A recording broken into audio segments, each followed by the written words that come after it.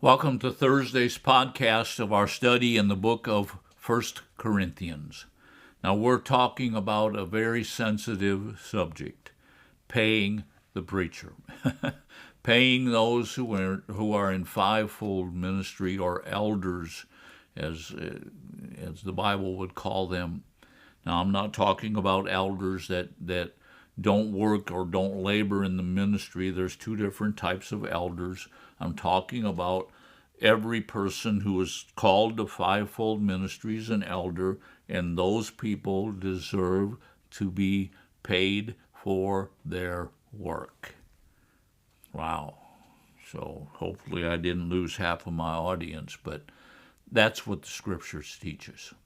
Now today we're in 1 Corinthians, the 9th chapter, verse number 11. Let me just say this. I believe that one of the reasons why the Apostle Paul is addressing this is not because of his desire for money. We're going to find that later on as we study these verses. But I believe that the Apostle Paul wants the people at Corinth to experience a reward for their giving. And let me just leave that at that, because we're going to get into that later.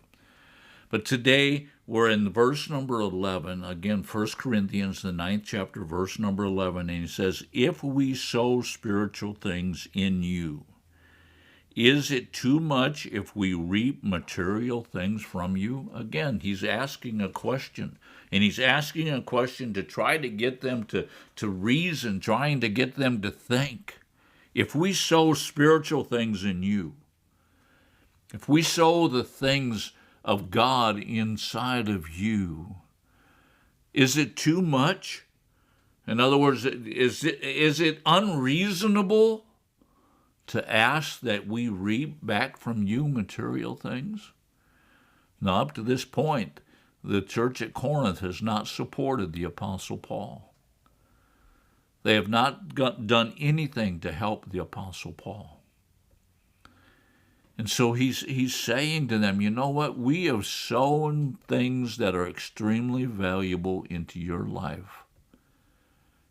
Is it too much? Is it unreasonable for us to ask you to give something back to us? You see, back in these days in Corinth, there were philosophers that were all around the streets of Corinth. And you know what? These guys were making good money. They would sit there and they would philosophize about something. And people, if they liked what they were saying, they were throwing money into their pots. The Corinthians put high value on intellectual things. And Paul is saying, we're not just giving you something that's intellectual. We're giving you something that's spiritual. Is it too much? Is it unreasonable to ask that you give us something material back in return? Verse number 12. If others share the right over you, do we not more? Nevertheless, we did not use this right, but we endure all things so that we will cause no hindrance to the gospel of Christ. All of a sudden we see Paul expressing his attitude, his desire. He says, if others share the right over you, in other words, if others take this right and are getting money from you, getting material things from you, do we not more? In other words, don't we deserve it? We're the apostles. We're the ones that started this whole thing. And then he goes on, nevertheless, we did not use this right. Paul is saying, we've got the right, but we didn't use it. We didn't force you to give us money in return. We didn't use that right, but we endured all things. Now, some people think that the Apostle Paul was an extremely rich man. I disagree with that. Now, we've talked in weeks prior to this about Paul's condition and how he talks about his condition in the city of Ephesus. And it was not pretty. It was not nice. Paul was not living in a beautiful home. He was suffering hardship.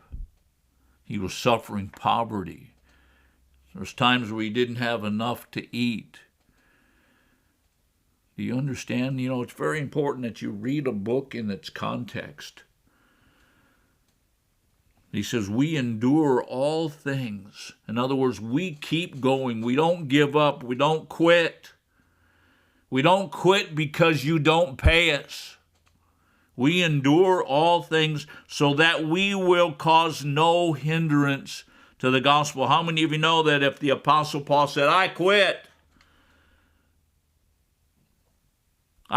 I'm done, I'm finished, I can't do this anymore, I don't want to do this anymore. How many of you know that the gospel would be hindered? The Apostle Paul is going on, and he's in Ephesus, and he's going to continue to travel, and he's going to continue to minister to people. And he's saying, you know what? If you're not going to get behind me financially, you know what? I'm not going to let that stop me. I'm going to continue. I am not going to bring a hindrance to the gospel. Going on to verse number 13. Again, 1 Corinthians, the 9th chapter, verse number 13. Do you not know that those who perform sacred services eat the food of the temple, and those who attend regularly to the altar have their share in the altar? The priests in the Old Testament, and even up to the point that where the Apostle Paul is writing, the priest would perform their services. And then whatever was left of that offering, the priest would take that as their own.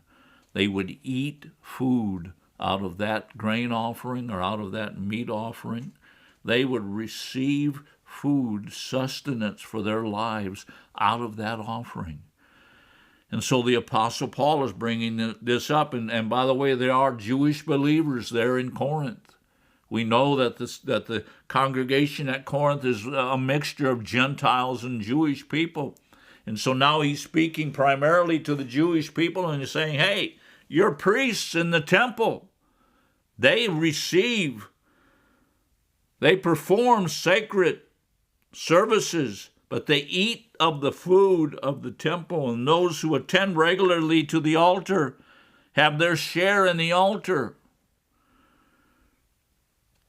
The Lord directs those who proclaim the gospel to get their living from the gospel. Verse number 14. So also the Lord directed those who proclaim the gospel to get their living from the gospel.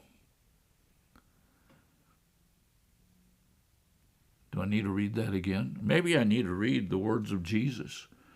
Matthew 10, verse 10. Or the bag for your journey, or 2 coats, or sandals, or staff, for the worker is worthy of his support. What's Jesus doing? He's giving direction to those who are going out preaching the gospel. And he's saying, don't take all this stuff, but let the ministry support you. Let the ministry provide for you. We're going to continue our study in the book of 1 Corinthians tomorrow. I hope that you join us. Thank you for watching.